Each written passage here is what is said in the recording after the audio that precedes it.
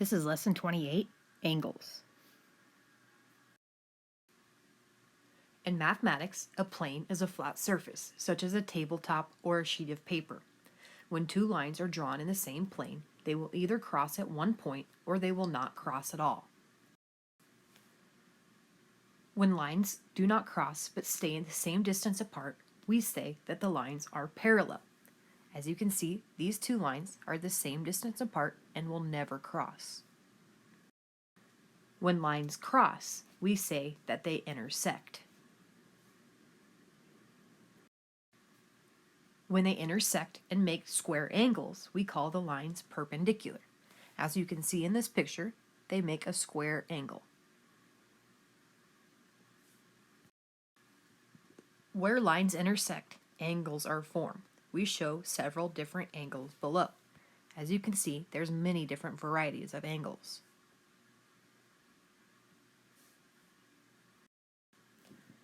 Rays make up the sides of angles. This is a ray, this is a ray. The rays of an angle originate at a point called the vertex of the angle.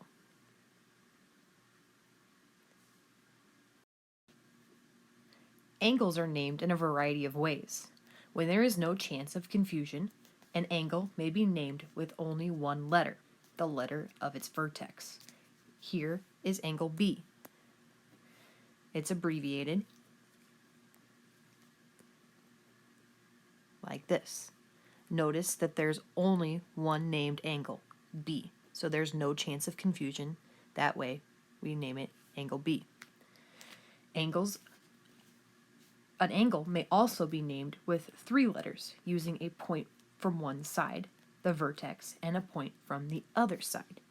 Here we have angle ABC, or angle CBA, written as such.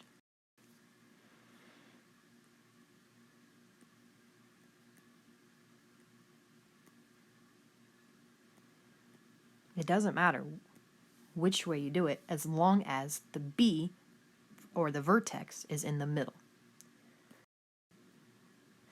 The square angles formed by perpendicular lines, rays, or segments are called right angles.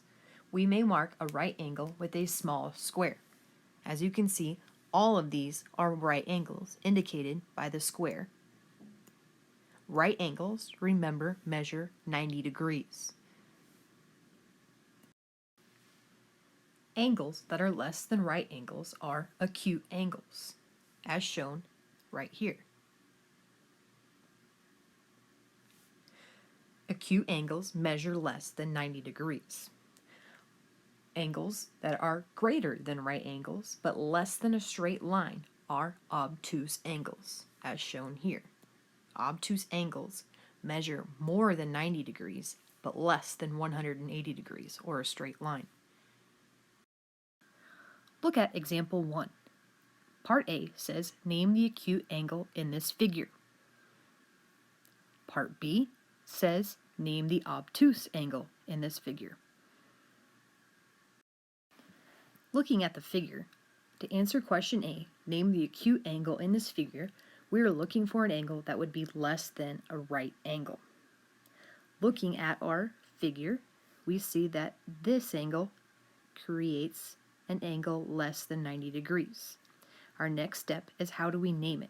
Our vertex we know is M, so we can either name it RMQ or angle QMR. B, name the obtuse angle in this figure. Obtuse, remember, is larger than 90 degrees. In this case, we have a straight line. We know that's larger than 90 degrees, but we can't use a straight line.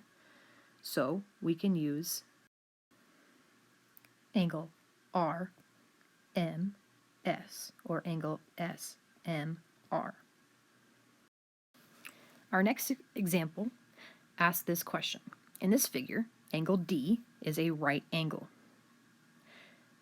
A, which other angle is a right angle?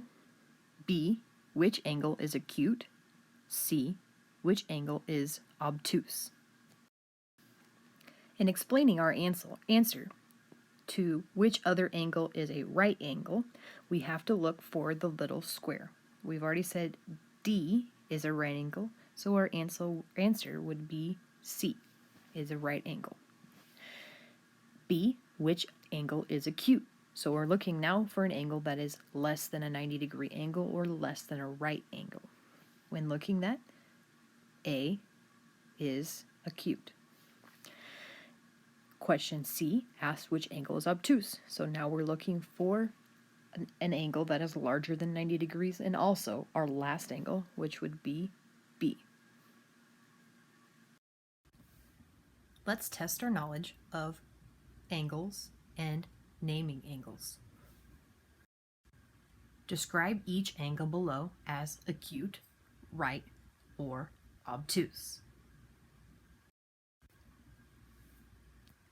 Because this angle is larger than 90 degrees or larger than a right angle, this angle was your obtuse angle.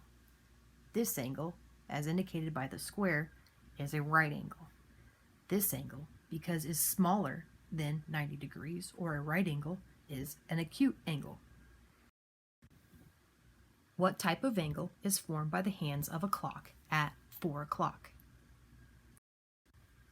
After drawing a clock, we know that our big hand would be here, and our little hand would be here. Even though it is a poor drawing, we can tell that this is less than 90 degrees, so it would be an acute angle. Angle H is an acute angle. Name another acute angle. Because angle H was identified as an acute angle, we only have G and F left as choices. We see that G is much larger than 90 degrees, and F is smaller than 90 degrees, so F would be the other acute angle. Name an obtuse angle. As identified on the last problem, H is an acute angle and F is an acute angle. G is obtuse.